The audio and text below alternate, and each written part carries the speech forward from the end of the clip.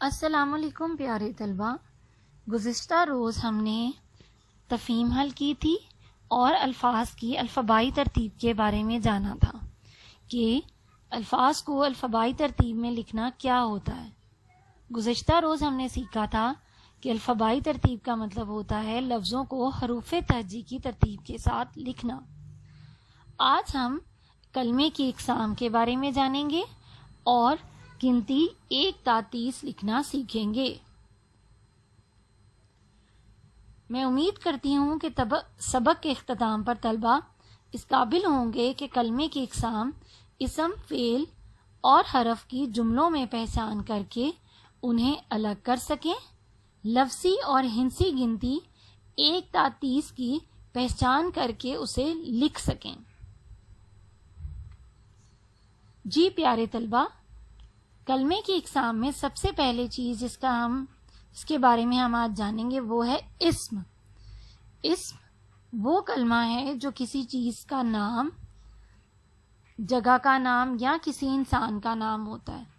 مثلا جیسا کہ آپ تصویر میں دیکھ سکتے ہیں، لڑکا، کتاب، پینسل، یعنی کسی بھی چیز کا نام جو ہوتا ہے اسے ہم اسم کہتے ہیں۔ دوسری چیز ہے فعل، وہ کلمہ جس میں کسی کام کا کرنا، ہونا یا سہنا زمانے کے لحاظ سے پایا جائے، یعنی آپ کا کام جو آپ کر رہے ہوں، اس جملے میں جو کام ہو رہا ہو اسے فعل کہتے ہیں۔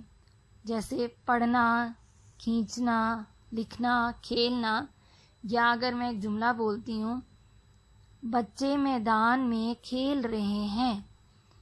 اب اس میں اسم جو ہیں وہ بچے اور میدان ہیں، لیکن بچے جو ہیں ان دونوں اسموں میں، یعنی بچے میدان میں کیا کر رہے ہیں، وہ کیا کام کر رہے ہیں، وہ کھیل رہے ہیں، تو کھیلنا جو ہے وہ ایک فعل ہے۔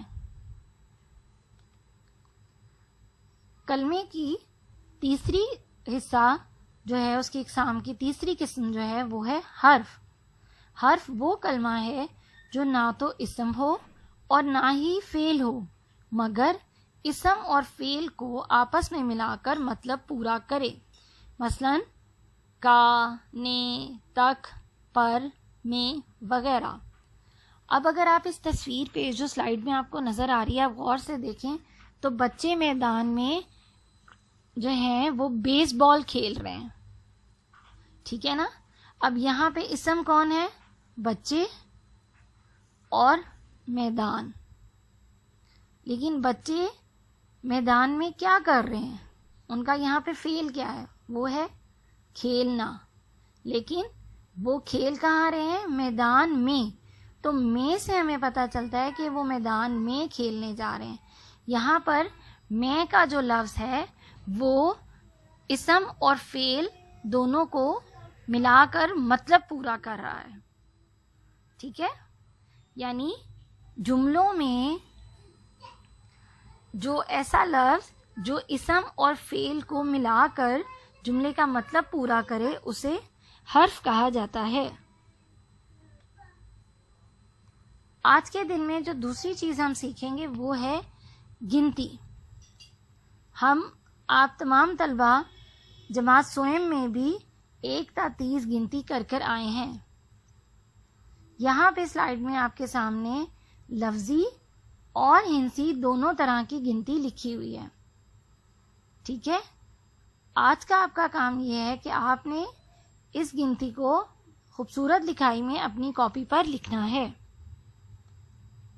جی پیارے طلبہ، آج کا آپ کا تفویض کار یہ ہے کہ آپ نے درج ذیل جملوں میں سے اسم، فعل اور حرف الگ کر کے اپنی کاپی پر لکھنے ہیں۔